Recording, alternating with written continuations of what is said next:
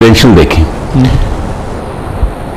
परवेज मुशर्रफ लाने वाला अमरीकियों को यहाँ पे, और DGISI chief of army staff के नाक का बाल होता है, उससे ज्यादा क्लोज नहीं होता कोई। कौन था चीफ ऑफ आर्मी स्टाफ का DGISI? जनरल कियानी। उसके बाद आप ये देखिए कि ये सारा जो है, यही तो उनका कमाल है कि मुशर्रफ लेकर आए, उनको लड़ाने में भी उन्होंने मतलब ये कंट्रोल नहीं किया, इलेक्शन भी कराया। नहीं, मुशर्रफ रिडंडेंट हो गया था।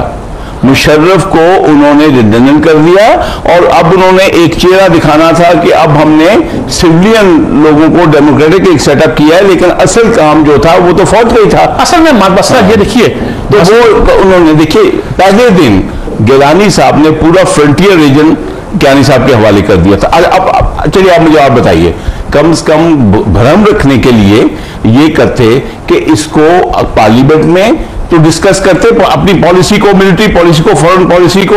यहां पे पार्लियामेंट में ना ड्रोन अटैक डिस्कस होते हैं, ना कोई रिक्वायरमेंट फॉरेन पॉलिसी की, ना मिलिट्री पॉलिसी की। तो ये क्या है? फिर आप हमें सिर्फ ये कहते हैं सलाम तो हम करेंगे, जरदारी साहब को सलाम करते हैं तो कियानी साहब को डबल सलाम करेंगे। चलिए जी, डबल सलाम से पहले लेते हैं वक्फा, उसके बाद डबल सलाम करते हैं। जी नाज़रीन किराम, अभी हम बात कर रहे थे कि ये जो बात हुई, जैसा होता रहता है, कोलन पावर को भी किया गया, मुख्तलिफ बातें करते रहे। अब यह कहा जा रहा है कि पाकिस्तान की सूरत हाल में ऐसा हो सकता था, हो भी जाए तो हर्ज कोई नहीं है, लेकिन सिविल हुकूमत ने अपनी कमजोरी ज़ाहिर कर दी जिस अंदाज में उन्होंने इसको किया, और जो तासर दिया, जो तासर मीडिया पे फैला, वो यही था कि सिविल हुकूमत बहुत कमजोर है। क्यों जनरल साहब को यही नहीं बल्कि यहाँ तक हमारे वजीर आजम साहब ने फरमाया कि अभी सदर साहब, वजीर आजम, चीफ जस्टिस ऑफ पाकिस्तान और कियानी साहब हम इकट्ठे अब 4 साल स्टेक होल्डर चारों बराबर के, अब 2013 तक हम आराम से बैठे। मतलब ये नजर नहीं आती इसके लिए कि जब आप एक स्ट्रांग हुकूमत होती है तो आप एक नोटिफिकेशन इशू करते हैं, आपने एक्सटेंशन देनी है एक आदमी को, कोई कंसिडरेशन। इसका मतलब था कि फौज अब हमारे खिलाफ कुछ ना करे, हमने भी यही हमारे साथ ही जाए। नजर यही आता है, नजर यही आता है कि हुकूमत ने अपनी कमजोरी दिखाई है। जिस तरीके के साथ मैंने आपको पहले भी अर्ज किया है, जिस तरीके से मसला हुआ ना, इसलिए वो सारा कंट्रोवर्शियल होता चला जा रहा है, जिस पर भी बहस मुबहसा होता है। तो मेरा ख्याल है हुकूमत को ये मालूम नहीं कि क्या हुकूमत के ऊपर अमेरिकन का जोर है, क्या अमेरिकन चाहते हैं कि जी कि हम, क्योंकि आप याद रखिएगा जब स्ट्रेटेजिक डायलॉग हुआ था अमेरिका के बीच में, तो सारा जोर जितना था तो वो तो कियानी साहब के ऊपर था, आपको याद। लेकिन जब यहाँ पर हुआ जो कि कोई थोड़े अरसे के लिए हुआ, और यहाँ पर आकर तो वो उन्होंने कोई ज्यादा कोई इसको कियानी साहब के ऊपर ज्यादा तवज्जो नहीं दी, क्योंकि जो फैसले करने थे उन्होंने फैसले कर लिए हुए थे। तो ये इस चीज मैं समझता हूँ कि ये हमारा जो मसला जिस तरीके से इन्होंने किया हुकूमत ने, इस तरीके से इनको नहीं करना चाहिए। इनको अपने आप पे भरोसा होना चाहिए अगर हुकूमत करनी है, और 2.5 साल करनी है। लेकिन मैं ये भी आपको बताते चलूँ कि देखिए, ये कहते हैं डेमोक्रेसी के बीच में 5 साल पूरे करने हैं। मिड टर्म इलेक्शन भी पार्ट ऑफ डेमोक्रेसी है। ठीक बात। ये नहीं है कि वो डेमोक्रेसी नहीं है, आप हुकूमत नहीं चला सकते, आप आगे काम नहीं कर सकते, तो आप अपने आप को एक विषय डालें, दूसरे आदमी को आगे चलेंगे जी। 5 साल अब नया जो सेटअप हो गया है, 3 साल रह गए हैं। सन 13 तक वज़ीर आज़म कहते हैं कि मैंने ये इकदाम करके अपनी हुकूमत को सन 13 तक मजबूत कर लिया, गोया फिक्र उनकी ये। साहब, इस पर मैं 1 मिनट बाद में आता हूँ। हाँ। पहली बात यह है कि पाकिस्तान की तारीख में जो रवायत है या ट्रेडिशन है, वो ये है कि आर्मी जनरल्स जो हैं, they had an extended life. ये ट्रेडिशन है हमारी। ज़रूरत इस बात की है कि जब हम इंस्टीट्यूशन बिल्डिंग की बात करते हैं तो हमें उस रवायत को तर्क करना चाहिए, और जो रूल है, जो बंदा रिटायर होता है और कोई बंदा इंडिस्पेंसिबल नहीं होता, और दूसरा बंदा जो है वो टेक ओवर करता है। ये तो नहीं है कि जितनी वॉर ऑन टेरर है वो एक बंदा जो है वो चला रहा है, ये तो नहीं है। एक टीम वर्क होता है, और जो सीनियर नेक्स्ट होते हैं, they are equally engaged and involved. अच्छा, उनमें से कोई भी बंदा जो है वो टेक ओवर कर सकता है। तो हमें इस रवायत को तर्क करने की जरूरत है, और हमें जो नॉर्मल रिटायरमेंट एज है उसके बाद दूसरे बंदों को ना सिर्फ ये कि ये मिलिट्री में होना चाहिए, बल्कि सिविल में भी इसकी 4 साल का टेन्योर नहीं था, 3 साल का 3 साल का है, 4 साल का 4 साल कोर कमांडर का, कोर कमांडर नहीं। ये आप ठीक कह रहे हैं। मसलन ये जो हमारे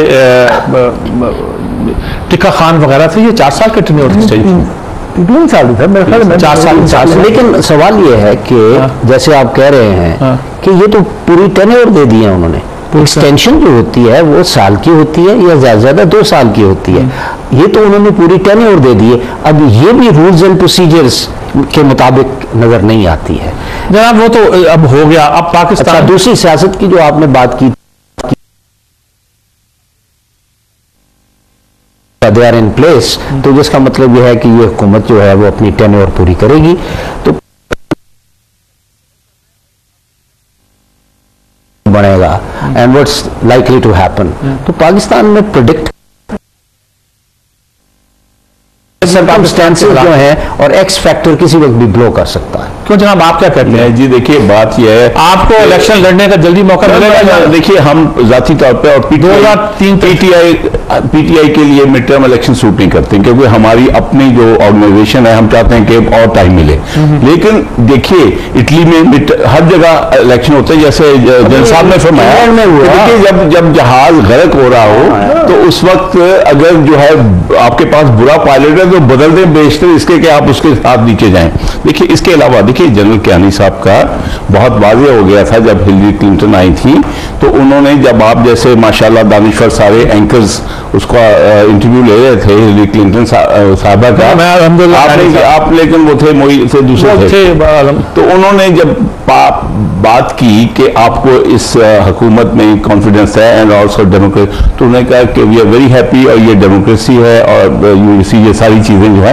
तो ये जो मैंने पहले जैसे कहा कि अमेरिकन का इस पे ठप्पा लगाना डेमोक्रेसी का, जैसे कि तमाम मुल्कों में जहां जहां बैठे हैं लोग इस किस्म के, हुस्नी मुबारक जो है वो भी तो 4th-5वीं दफा इलेक्ट हुआ है, बिन अली जो है ट्यूनिस में वो 4th-5वीं दफा इलेक्ट। तो ये फसाद है एक डेमोक्रेसी का, और असल जो रिस्पॉन्सिबिलिटी है जनरल कियानी साहब को उन्होंने देखा, अच्छा जर्नल है, बीच में इंटरफेयर नहीं करने के चांसेस, ये जो फैक्टर्स थे ना, ये दो जो गड़बड़ कर गए, ये एक तो वो सुरमे वाली सरकार इंशाल्लाह जनरल ज़ियाउल हक साहब वो भी रोके थे, और नहर वाली हवेली वाले मुशर्रफ साहब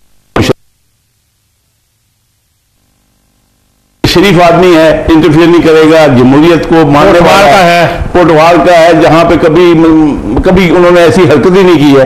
तो अब ये बात असल में ये है। और जहां तक पाकिस्तान का ताल्लुक है, मेरे लिए जनरल कियानी साहब और बहुत काबिल इज्जत है, लेकिन 14 जर्नल जो हैं वो अभी सुपरसीड नहीं हुए थे। नहीं 14 जर्नल। देखिए, जब ये रिटायर होंगे तब तक बात ये नहीं है, बात ये है कि ठप्पा क्या लगा कि जी ज़ियाउल हक 10 साल, परवेज मुशर्रफ 8 साल, अभी कियानी साहब 6 साल। बिकॉज इफेक्टिव कंट्रोल जो है वो जो है, काजी जो है वो पाकिस्तान के लिए तो फौज ही है ना कि काजी आ गया। जनाब मसला ये आन पड़ा है जी कि अब ये 6 साल की बात छोड़ी है, मसला ये आन पड़ा है कि पाकिस्तान की जो सियासी सूरत हाल है और जो इंटरनेशनल यहाँ एक अखाड़ा जमा हुआ है, उसमें ये फैसला किस हद तक कारामद हो सकता है या नहीं हो सकता।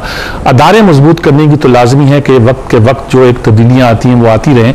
अफराद अहम नहीं होते, अदारे अहम होते हैं, ये बात बिल्कुल दुरुस्त है। लेकिन ये कहा जाता है कि पाकिस्तान की जमहूरियत भी और पाकिस्तान के हालात भी और पूरी जो एक नक्शा है इस खित्ते का, जिस सूरत हाल से गुजर रहे हैं, उसमें शायद वो जो कंटिन्यूटी कहते हैं, तसलसल, उसकी ज़रूरत थी। लेकिन उसकी ज़रूरत शायद पाकिस्तान की सियासी हुकूमत को इतनी नहीं थी। वो बहुत से ऑप्शन पर गौर कर रही थी, लेकिन शायद जैसा कि कहा जा रहा है कि अमेरिकन जो बहुत बड़े प्लेयर हैं इस इलाके में, उनकी भी और हमारी खुद फौज की भी शायद ये इशारे थे कि वो इस कंटिन्यूटी को जारी रखें, क्योंकि उन्हें सिर्फ फौजी महाज पर नहीं लड़ना बल्कि सियासी महाज भी बड़ा गर्म है। यानी सिर्फ ये नहीं है कि सियासी हुकूमत को फौज से खतरा है, बल्कि इस वक्त सूरत ये हाल ये पैदा हो गई है कि फौज जिससे सिक्योरिटी समझती है, सलामती समझती है पाकिस्तान की, वो समझती है कि उसको ये हमारा जो सिविल अब टोला है इससे भी खतरा पैदा हो सकता है। हालांकि ऐसी बात नहीं हुआ करती, ये एक ट्रस्ट है जो दोनों के दरमियान नहीं पाया जाता। बहरहाल चलिए गिलानी साहब की बात मान लेते हैं कि चारों स्टेक होल्डर जो हैं 2013 तक चलते हैं। कौन क्या करता है, अदलिया क्या करती है, फौज क्या करती है, ऐवान सदर क्या करता है, पार्लियामेंट क्या करती है, ये सारे वजीर आज़म क्या करते हैं, ये सारे देखने की बातें हैं। आप सिर्फ 2013 तक का इंतजार न करें, बल्कि हर लम्हे पर नज़र रखें और उसका जायज़ा लेते रहें। पाकिस्तान के हालात जैसा कि कहा जा रहा है किसी वक्त भी यहाँ कुछ हो सकता है, हमें नज़र रखनी है और निगरानी तो हम कर नहीं सकते, देखते रहना है हालात कौन सी करवट बदलते हैं। अल्लाह करे जो कुछ भी हो पाकिस्तान की बेहतरी के लिए हो।